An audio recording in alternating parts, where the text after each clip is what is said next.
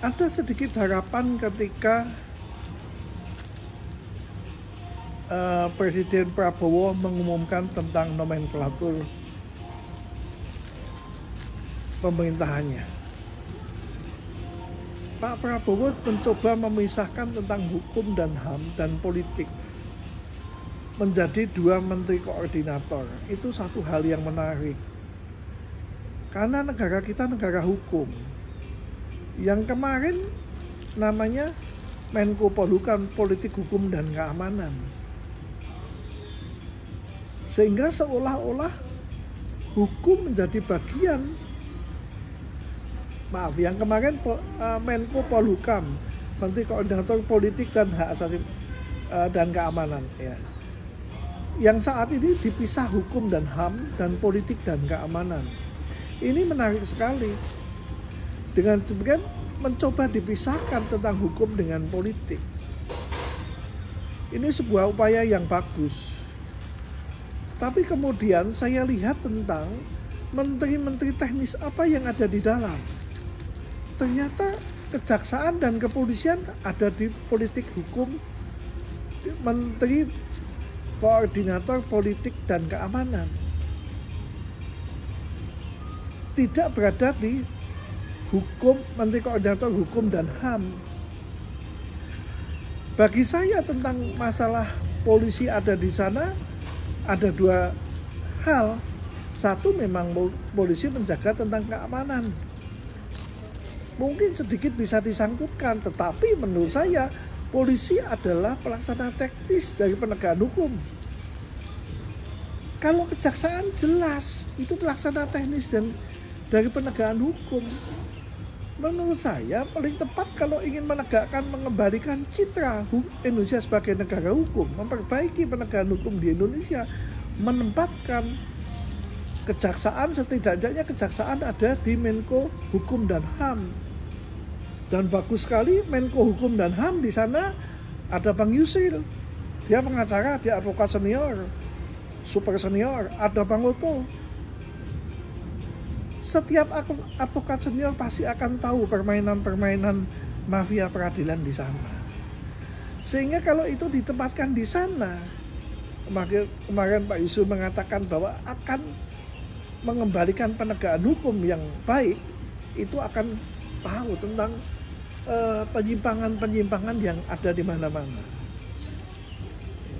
Kemudian kelanjutan dari komisi-komisi yang ada.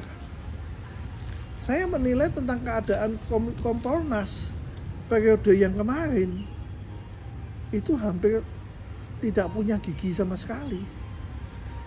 Ya. Demikian juga dengan Komisi Kejaksaan, hampir tidak pernah kelihatan beritanya.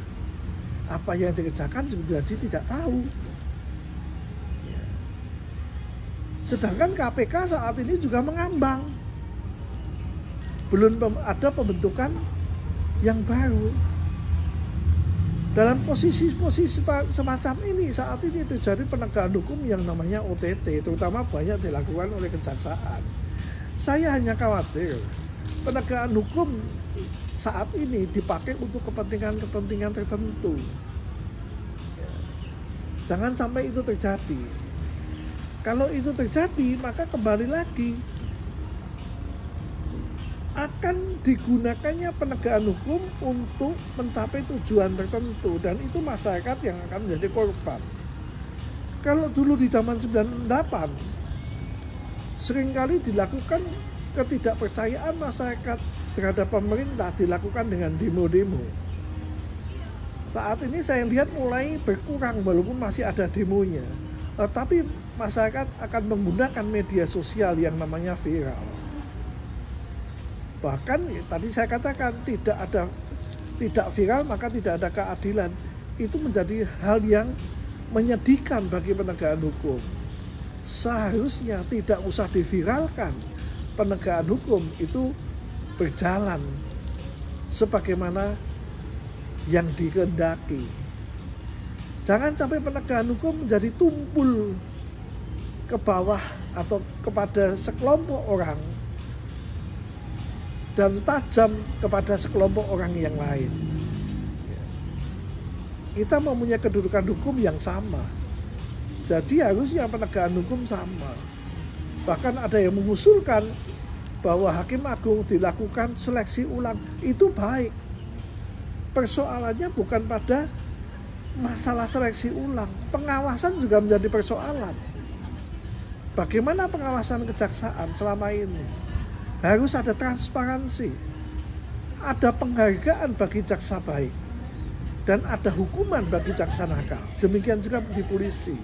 Saya seringkali mendengar dari teman-teman bahwa seandainya jaksa itu terdakwanya bebas, itu akan mengurangi penilaian kondito. Saya nggak tahu ini betul atau tidak. Kalau itu terjadi sangat menyedihkan.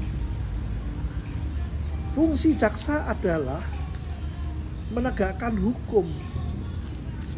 Menegakkan hukum berarti belum tentu menghukum orang, bisa membebaskan orang. Seperti kasus dari Landak Jawa, kalau perlu bebas ya bebas. Bahkan seharusnya tidak perlu dibawa ke pengadilan.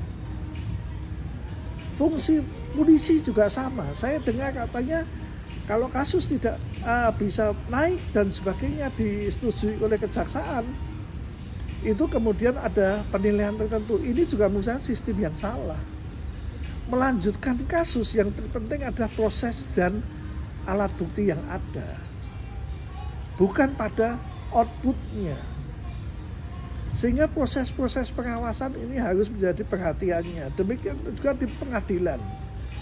Proses pengawasan menjadi sangat penting untuk mencegah hal-hal yang dapat terjadi. Dan pada bagian terakhir, saya akan menguraikan tentang kasus saya yang saat ini pada proses kasasi. Ya. Bagaimana putusan nanti? Saya akan cerita tentang pertimbangan hukum dari pengadilan setempat, yaitu Purwokerto.